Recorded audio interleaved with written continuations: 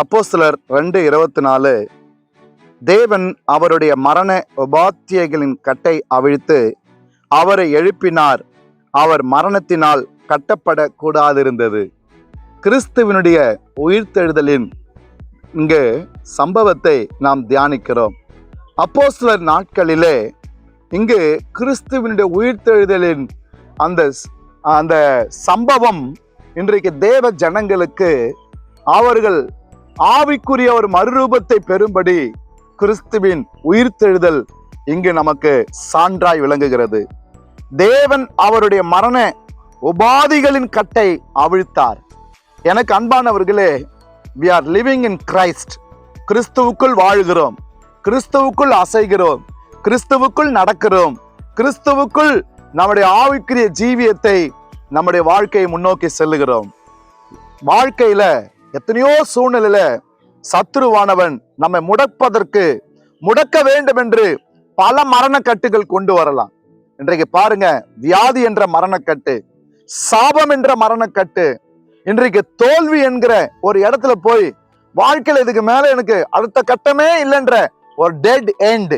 சில நேரங்கள்ல பாத்தீங்கன்னா தனிமையே வாழ்க்கையில ஒரு மனுஷனை அதிகமாக கொல்லுகிற அனுபவமா இருக்கிறது.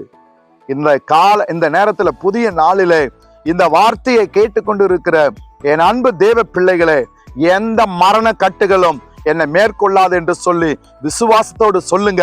அப்படி சொல்றவங்க எல்லாம் கைகள் உயர்த்தி சத்தமா அல்லேலூயா சொல்லுங்க. ஆண்டவரே, என் வாழ்க்கையில எந்த மரண கட்டும் என்னை மேற்கொள்ள முடியாது. ஏனென்றால் நம்முடைய விசுவாசம் கிறிஸ்துவினாலே துவங்கப்பட்டு இருக்கிறது. நம்முடைய விசுவாசம் கிறிஸ்துவினாலே ஒவ்வொரு நாளும் உயிர்ப்பிக்கப்படக்கூடியதா இருக்கிறது. எனக்கு அன்பானவர்களே, அவரை எழுப்பினார். இந்த நேரத்துல உங்க வாழ்க்கையில எந்த இடத்துல நீங்க முடங்கி போய் இருக்கிறீங்களோ, எந்த இடத்துல நீங்க ஒடுங்கி போய் இருக்கிறீங்களோ, எந்த இடத்துல நீங்கள் கட்டப்பட்டு இருக்கிறீங்களோ, இயேசுவின் நாமத்தினாலே அவருடைய உயிர்த்தெழுந்த வல்லமை இந்த நாளிலே உங்களை தூக்கி சுமப்பதற்கு போதுமானதா இருக்கிறது. அவர் மரணத்தினால் கட்டப்படக்கூடாது இருந்தது. ஒரு நாளும் சொல்லாதீங்க, உங்க வாழ்க்கையில எதெல்லாம் மரணத்துக்கு ஏதுவான காரியங்கள் வருதோ சொல்லவே சொல்லாதீங்க, நான் கிறிஸ்துவுக்குள் ஜீவனோடு இருப்பேன். சில பேர் சொல்லுவாங்க, ஐயோ இன்னும் கொஞ்ச நாள் தான் வாழ போறேன். டாக்டர் கூட சொல்லலாம், இன்னும் 2 வருஷம் தான், இன்னும் 6 மாசம் தான். No, don't ever depend upon the what ever man's word saying. மனுஷன் என்ன சொல்றான்றத வச்சு அதை எடுத்துக்காதீங்க. தேவன் என்ன சொல்றார் சொல்லுங்க. 100 முறை சொல்லுங்க, 1000 முறை சொல்லுங்க, மரண கட்டு என்னை மேற்கொள்ளாது.